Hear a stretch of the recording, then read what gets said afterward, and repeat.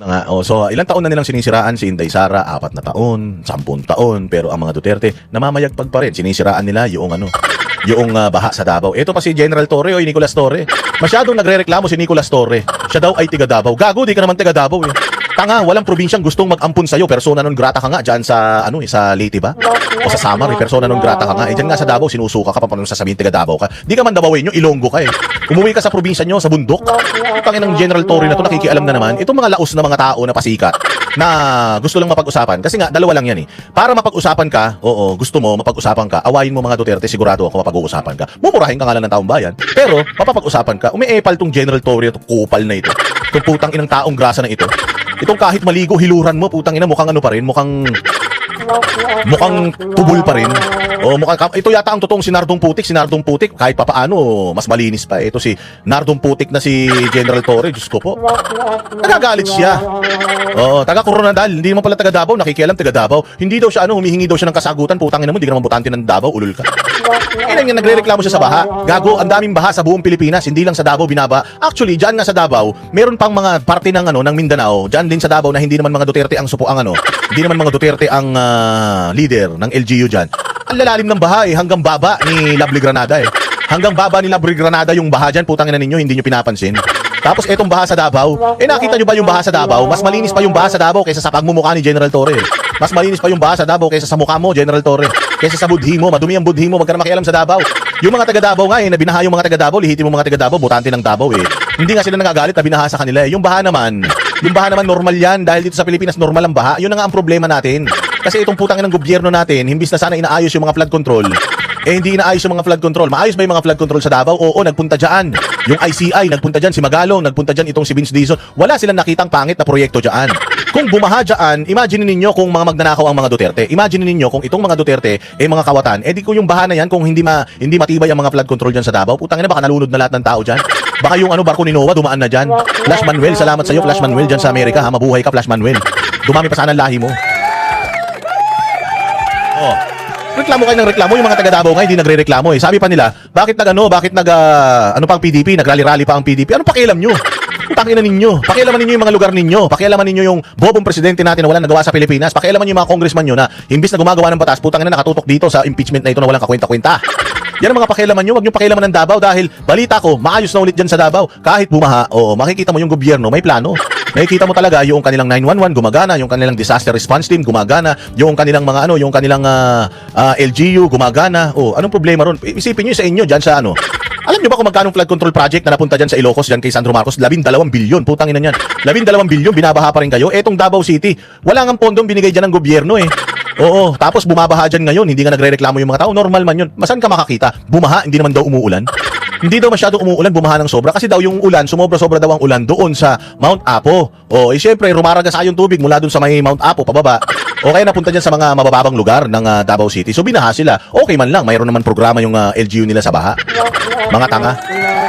Salamat kay salamat sa'yo, DJ Sitoy. Tagamura. Walang iya Tagamura pala Maraming salamat sa'yo. Di ba? Walang iya kayo, hindi niyo kayang pabagsakin ng mga Duterte sa ganyan lang. Ngayon lang bumaha sa Davao City ng ganyan eh. At saka kung bumabaha man sa Davao City, umuhupa man kagad dyan eh. Sa Davao may bundok, may dagat. Saan ka naman? Dito nga sa Metro Manila, nakafocus na dito lahat ng pera ng gobyerno, puta binabaha pa rin eh. Di ba? Tingnan mo na lang yung palasyo na nga lang ng Malacanang, yung likod niyan puro basura yung ilog diyan. Hindi nga nalilinis diyan pa yung palasyo. Diyan nga daw sa palasyo, sa vicinity ng Malacanang compound eh. Meron daw bentahan ng droga diyan. Hindi niyo nga maayos-ayos yan. Sisilipin niyo pa yung Davao. Wag niyo problema yung Davao. Sigurado ako, 100% mas maayos ang Davao kaysa sa inyo at magkakadayawan na. Pupunta tayo dyan sa Kadayawan, dyan sa Davao. Kita-kita tayo dyan, magdadala ako mga t-shirt. Sino pa? Ito naman si Rizal Ontiveros, umaarte din. Sinasabi naman ito ni Rizal Ontiveros na mayroon daw siyang death threat. Putang ina, sino naman magtsatsaga sa'yo? Kahit maglakad ka sa iskinita ng 10 oras ng gabi, wala mag-i-interest sa'yo, ma'am. Wala mag-i-interest sa'yo. Wala naman silang mahihita sa'yo.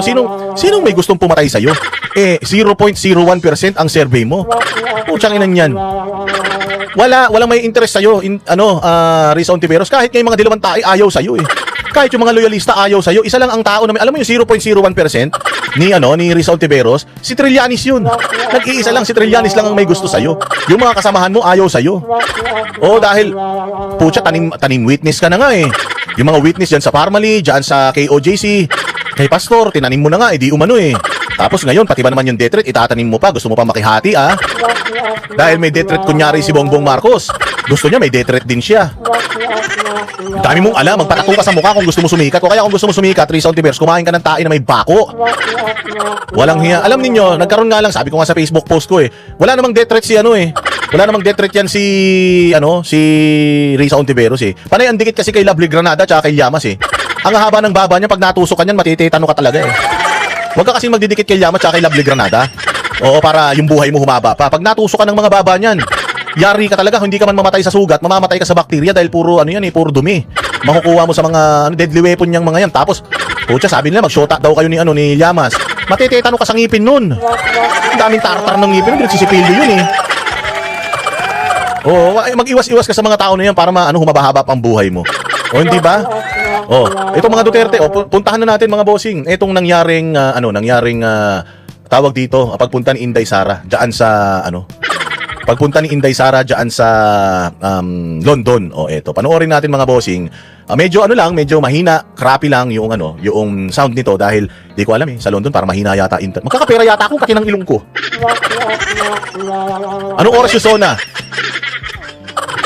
Si Llamas ang totoong ama ni Granada. Putsang ina, kawawa Nagkaroon nga sila ng show, parang laging full moon Anong oras yung Sona? Hindi ko rin alam, di man ako interesado, pero wala akong magagawa, trabaho Kailangan natin panoorin putang ina niyan ito na nga, si Inday Sara, yung kanyang mga patutsyada, bago ang Sona ni Bongbong Marcos. Tingnan mo, sa Sona ni Bongbong Marcos, wala man may interes. Ang manonood sa Sona ni Bongbong Marcos, iilang mga congressman lang, baka nga hindi lahat manood, 300. Tingnan mo naman ang tao rito sa London. Dinumog talaga si Inday Sara sa London. Pakita ko muna sa inyo nung dinumog si Inday Sara sa London. Eto, panoorin nyo. Grabe nakita nyo ba yan? Pero magpapasalamat muna ako kay Tambiloslos. Tambiloslos, salamat sa iyo diyan sa Canada, mabuhay ka. Tingnan ninyo, ang daming tao na yan. Sa London pa yan. Hindi lang nasa isang lugar, nasa malalayong mga lugar yan ng United Kingdom. Nagsipagpunta sila diyan para lang masilayan ang Inday Sara na sinasabi nila magnanakaw. Si Inday Lustay, si Inday Baliw.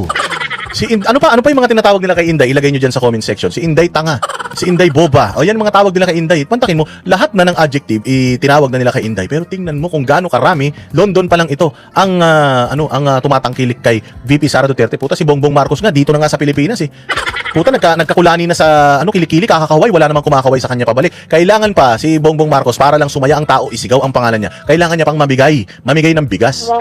Mamigay ng bigas na galing din naman sa pera ng taong bayan. Eto si Inday Sara, walang ipinamigay. Ni kahit nga t-shirt, baller ID, walang ipinamigay. Mere presence lang niya, nagpunta lang siya diyan, nagkagulo ng mga tao. Imagine, tas pagkatapos nito, pupunta na siya ng dahig. Hanggang sa dahig, pagkakaguluhan pa yan, mga bossing. Eto yung sinisira nila ng 4 na taon. Kaya imagine ninyo kung ganito tinatangkilik si Inday Sara dito. Sigurado ako si Claire Castro tumutulo na naman ang laway nun. Baka bumubula na naman ang bibig ni Luis Ro. Dahil sa kabila ng kanilang ginagawa, pera ng taong bayan, ninakaw para lang siraan ang mga Duterte. Tingnan mo pa rin, mahal na mahal ng mga taong bayan ang mga Duterte. Lahat ito mga butante ito. Sabi ko nga sa inyo, sa OFW pa lang, sulit na si Inday Sara. Kaya nga kayo mga OFW, kailangan magparehistro kayo Bumoto kayong lahat. Kailangan ang lamang natin malaki Kasi mandurugas ang Comelec. Kailangan sobrang laki ng lamang natin. Kumbaga, kung tumakbo si Leni Robredo, kailangan ang boto ni Leni lilima lang. Ang boto ni Inday Sara, kailangan mga 100 million para talagang hindi kayang dayahin tingnan ninyo kung gaano tinatangkilik si Inday. Sigurado ako si Claire Castro, inggit na naman yan. Paano mo ngayon to sisiraan? Kayong mga vlogger ni Bongbong na mga abnormal. Anong sasabihin niya? AI yan? AI yan. Hindi naman mga totoong tao yan. Hindi naman mga yan Utangin na, anong tawag nyo dyan? Pinagkakaguluhan. Halos hindi na nga makalakad si Inday Sara Hindi na makapunta dun sa stage Yung stage nga nila, maliit lang pucha, pero grabe, ang daming tao nagsipagpuntahan dito. Anong araw ito? May pasok ito Umaga ito, may pasok.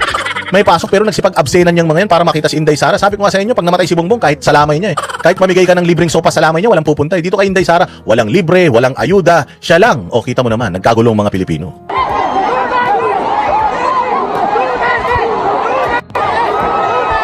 Yan na, hindi na makadaan. Hindi mo na makita, ang laking babae niya ni Inday Sara, halos kasing tangkad ko yan. Bagay nga kaming maging mag-asawa niyan, kaya lang naunahan lang ako ni Man Scarpio Pero matangkad yan si Inday Sara, kita mo hindi makita sa dami ng tao. Kaya na si Bongbong Marcos, sabi ko sa iyo, baka pagka pinapunta mo rito, baka kahit langgam, walang umattend sa rally niya. Ayan grabing dami ng tao na yan. Sipin mo yan. Ang init ngayon sa London, mga bossing, ang init. Sigurado ako, amoy dyan, amoy kilikili dyan, pero pucha, walang pakialam yung mga tao, amoy kilikili, amoy panis na laway, okay lang. Putang ina, makita lang namin si Inday Sara, ganyan. Kita mo yung dami ng tao na yan? Sa London pa yan. Paano kung dito sa Pilipinas yan, pucha yan? Ganyan katindi ang pagmamahal ng mga Pilipino sa mga Duterte, tapos sasabihin ninyo, magnanakaw? sasabihin ninyo, ito ang boses ng taong bayan, itong impeachment, gusto ng taong bayan. Hello? May mga TV ba kayo sa bahay? May mga YouTube ba kayo? May mga Facebook ba kayo? Nakikita nyo ba kung gaano tinatangkilik si Inday Sara sa ibang bansa? Oh, sipin mo yan. Wala na, hindi mo na nakita si Inday Sara. Oh, wala na. Oh, ganyan karami tao. Kainang yan. Baka pag si Bongbong ang nagpunta rito, baka mas marami pa yung tae. Ayun oh, wala na. Hindi na nakita yung mahal natin si Inday. Oh, ano lang ha, ingat-ingat lang sa lapirot ha, sobra man lapirot. Oh, kita nyo yung stage nila, oh, makeshift lang, ang liit lang. Alam mong walang budget, pero organic yung mga tao na nagpunta. May ganyan ba sila? Ha? Tanungin lang natin yung mga kupal na mga loyalista. May ganyan kayo? Ha? Meron kayong ganyan? Wala, no? O, wala kayong ganyan. Alam niyo kung ba't wala kayong ganyan? Putang na niyo, mga magnanakaw kasi kayo, yung mga satanas kasi kayo. Carla Azores, dyan sa Japan, salamat sa iyo, domo arigato. At saka Bilis Kilos, uy, nabuhay si Bilis Kilos sa mga 2x2, ha? Nabuhay si Randel Bunagan, wala na, ha? Parang lumipat na si Randel Bunagan, ha? Tutragis, message mo ka si Randel, tanong mo nga kung loyalista na siya. Oh, pakinggan natin ngayon yung sasabihin ni Inday Sara dyan sa rally. Medyo magulo lang yung audio ha. Paano nyo na? Tsagain nyo na. Pero sigurado ko maintindihan nyo naman to. Oh, maraming salamat muna sa Kingdom Light Congregation. Iba na yung ng KLC. Oh, basta dati yun ang Kingdom Light Congregation, King KOJC dyan sa London. Oh, maraming salamat sa SMNI Europe Bureau. Oh, kasi sila ang nito, sila ang nag-broadcast nito kahapon. At ayan na nga mga bossing. Pakinggan natin yung sasabihin ni BP Sara sa inyong mga kababayan natin. Pasok. Kasi nakita ko sobrang dami ng ating mga cellphone, camera, at iba't ibang pang photo at video na gamit. Ibig sabihin, lahat gusto makakuha ng picture. Inday Sara, wala na kaming pakialam sa message mo, basta meron lang tayong selfie. Sabi, no? Sabi daw ng mga tao, Inday Sara, wala na kaming pakialam sa sasabihin mo dyan. Alam na namin sasabihin mo dyan. Magnanakaw si Marcos. Baka selfie lang sa'yo, pwede na. Ang lupit, di ba? Selfie lang, sapat na sila. Matindi.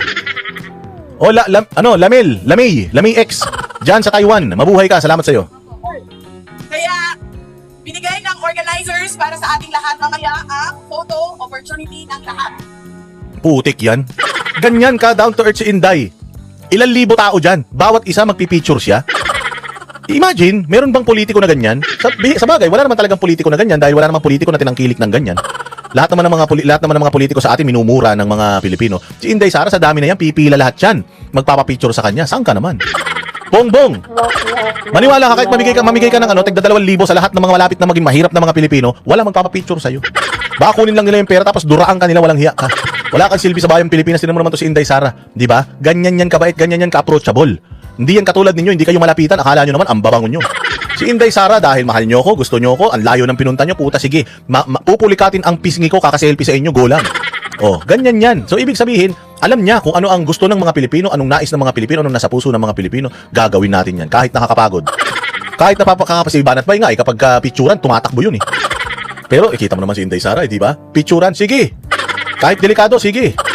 Oh, ayan ba ang ayaw ng taong bayan? Isa-isa. Kaya, hindi kailangan gingil dahil habang merong nakapila para sa picture, ay gagawin natin mamaya. Mahal ko kayo. Nilinis na yung audio nito. Grabe sigawan eh. Halos hindi marinig yung sinasabi ni Inday kasi hindi siya malaking stage eh. Wala siya yung mga malalaking speaker na ganun. Yung speaker nila dyan, parang maliliit lang yung speaker. Grabe ang sigawan daw dito. Halos hindi na magkarinigan yung mga tao. Kaya nilinis. Kaya parang mapapansin nyo medyo parang kulob yung boses. Kasi tinanggal na yung background noise. Kaya ganyan. Antindi raw dito kahapon. Kasi pinapanood ko yung live nito kagabi kay Makabayan. Oh, grabe. Ang dami talagang tao tsaka ang ingay. Halos hindi na talaga marinig si Inday. Nag-aaway-away na ngayon may mga cellphone eh. Hoy! Sabi no, huwag ka naman manggit-git. Nag-aaway-away na yung mga tao para lang makapwesto makita si Inday Sara eh. Salamat sa inyong paanyaya sa akin na bumisita dito sa United Kingdom. Susunod ko po ay yung unang aming pagdarasal at pakikiramay sa lahat ng mga kababayan natin doon sa Pilipinas. Salamat kay Mix, Cheska. Naghihintay na lang talaga tayong malipad ang ating agila, sabi niya. Maraming salamat din kay Cheryl Kagud dyan sa Malaysia. Mabuhay kayong lahat. Na dumadaan sa hirap, may sakit, at mga biktima ng iba't ibang kalamidad na dumadaan taon-taon sa ating bayan. Tayo ay nakikiramay sa kanila. At kailangan ipaabot natin ang ating moral support, kundi man financial support sa lahat ng mga biktima ng sakuna sa ating bayan.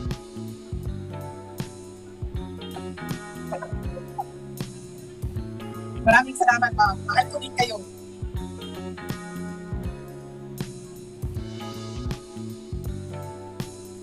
Ano nakita nyo, nagpo-post si Inday Sara kasi grabe daw ang sigaw ng tao. Duterte. Grabe. O kaya nga, napanood nyo yan ng live, di ba sobrang ingay? At least dito, pananood natin, tahimik na, naririnig na natin si Inday. Napapapost si Inday Sara sa sobrang dami ng sumisigaw. I love you, Inday! I love you! Ganun yung sigaw eh. Kapag si Bongbong ang nagpunta rito, sigurado, ulul! Sinungaling! Sigurado ganyan. Oo. Oo, tsaka na si Bongbong nga, may mga bodyguard na, hindi naman pinagkakaguluhan. Dapat nga dyan, ang bodyguard ni Bongbong, mga barangay tanod lang eh.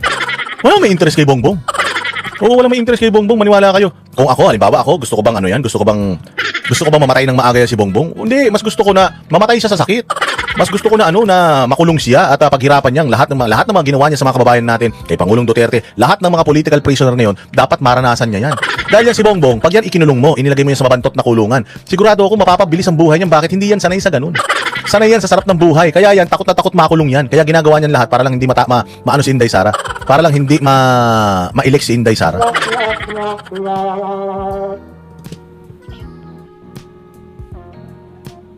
Dahil ko, mga pagpapasalamat, una, ang pagpapasalamat natin sa Diyos. Kaya na, para sa araw na ito, na ibinigay niya sa atin para magtipon-tipon, malayo man tayo sa ating bayan. Ang iba sa atin, hindi na nakauwi ng Pilipinas. Pero binigay niya sa atin ngayon ang araw na ito para ang mga Pilipino magsama-sama at ipakita natin ang ating galit sa nangyayari sa ating bayan ngayon. O baka inciting to sedition na naman yan. Ipakita natin ang ating galit. Normal man yun, magpahayag ng galit ha. Baka panibagong kaso na naman ni Matibag yan, nakabantay na naman yung mga taga-cybercrime. Mag-aantay na naman ng mga maling sasabihin ng mga Duterte. Wala na, tapos na kayo. Kahit na ano pang gawin ninyo, wala na, hindi nyo na mapipigilan ito. Alam ninyo ang makakapigil na lang kay Inday Sara para sabi ko nga sa inyo, kung sino ang may death threat, si Inday Sara talaga eh. Kasi talagang ayaw siyang papanalunin eh. Ayaw siyang maging presidente ng mga kabatan eh. Kung merong tao na delikado ang buhay, si Inday Sara yun. Kasi hindi nila kaya mapabagsak si Inday Sara sa kaso. Hindi nila kaya mapabagsak si Inday Sara sa public opinion. Oh, so para saan na lang? Para mawala si Inday Sara sa landas mo, patayin mo siya. Maraming salamat Jojo Hugo diyan sa Saudi Arabia ha. Oh. Yun na lang, kaya nga sobrang delikado. Actually, ako nga nung magkasama kami ni Inday Sara diyan sa Europe, nag-aalala ako sa kanya, talagang nag-apply akong bodyguard niya eh. Oo, kasi naglalakad lang siya mag-isa. Oo, naglalakad lang siya, nagtitrain siya, nagbubush siya. Nung nakaraan, nakabisikleta. Sabi ko, ibang klase itong babae na to, pangalawang pangulo, tapos ang daming gustong pumatay sa'yo, ang dami pang NPA dyan sa Amsterdam, dyan sa Hague. Tapos, wala siyang pakialam. Ganun si Inday Sara, ang tapang niyan. Kasi si Bongbong Marcos, sabi ko sa inyo, kahit daw sa CR, may kasama yan eh.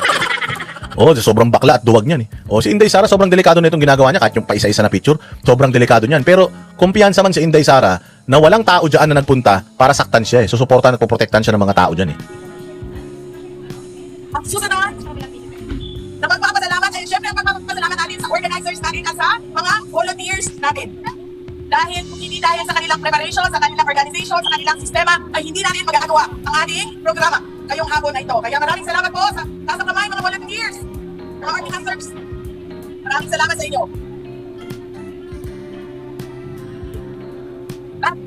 Ayan. Lahat ng hindi nakatanggap ng maleta. Nagpapasalamat tayo, syempre, sa local government unit ng London at sa UK government dahil pinayagan nila tayo na mag-tipon-tipon ngayong hapon na ito. Ang susunod na pagpapasalamat ay mula sa akin para sa inyong lahat.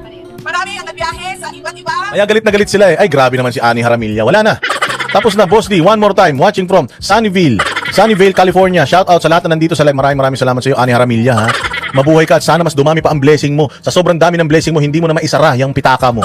Maraming salamat sa iyo. God bless you at ang buong mong pamilya. Sana humaba pang buhay ng mga pamilya mo, asawa mo, ng nanay at tatay mo, mga kapatid mo, pati mga kapitbahay mong chismosa. Pahabahin na rin natin ang buhay dahil sa pagiging generous mo.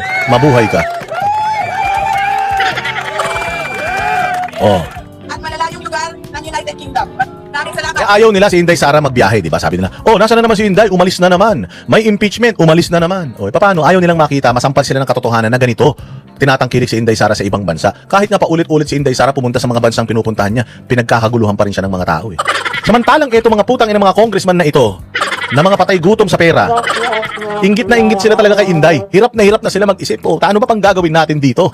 Para lang mapabagsak natin itong mga Duterte na ito. Bakit ba ang hirap pabagsakin ng mga Duterte na ito? Oo, alam niyo kung para mapabagsak ninyo yung mga Duterte, lagpasan ninyo yung galing ng mga Duterte. Di ba? Lin Hisagikawa. Salamat sa inyo sa Japan. Lagpasan ninyo yung galing nila. Lahat ng mga nagawa nila, doblehin ninyo. Lahat ng mga ano nila, ng mga pagmamahal nila sa bayang Pilipinas, doblehin ninyo. Huwag kayong magnakaw. Mamahalin kayo ng mga Pilipino. Kung gusto nyong talunin ang mga Duterte, kung ano yung nagawa nila sa Davao, diyan sa mga probinsya nyo, dapat doblehin nyo pa. Dapat mas galingan ninyo sa mga nasasakupan ninyo. Kung gusto nyong mahalin kayo ng tao, more than yung pagmamahal ng mga tao sa mga Duterte.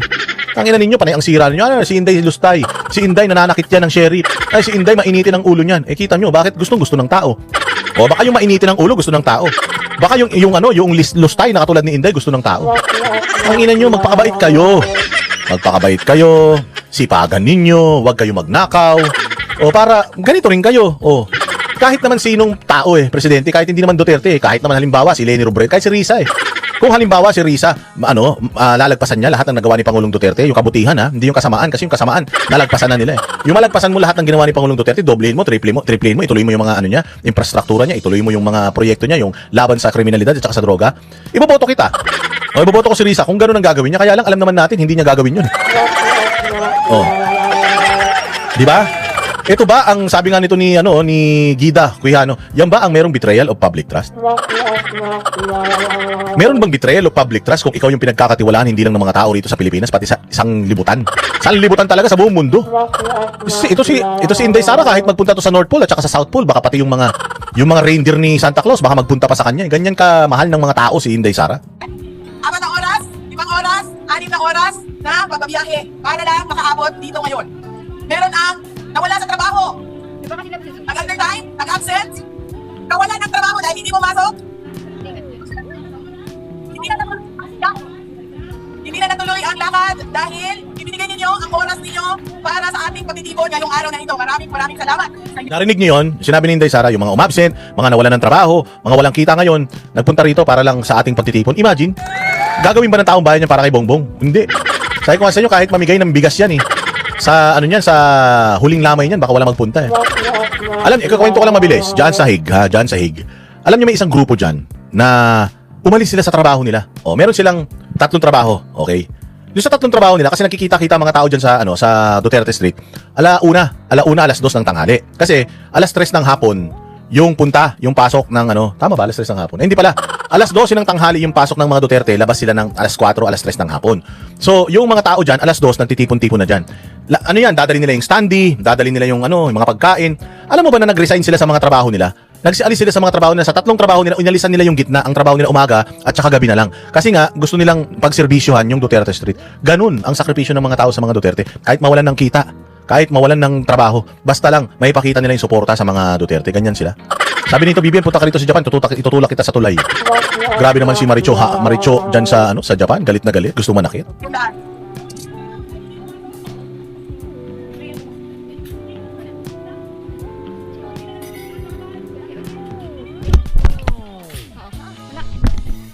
Hindi na ako na audio nila. Na-hurt, nasasaktan kapag sinabi na bayad sila, o bayaran sila, o binayaran sila para pumunta dito.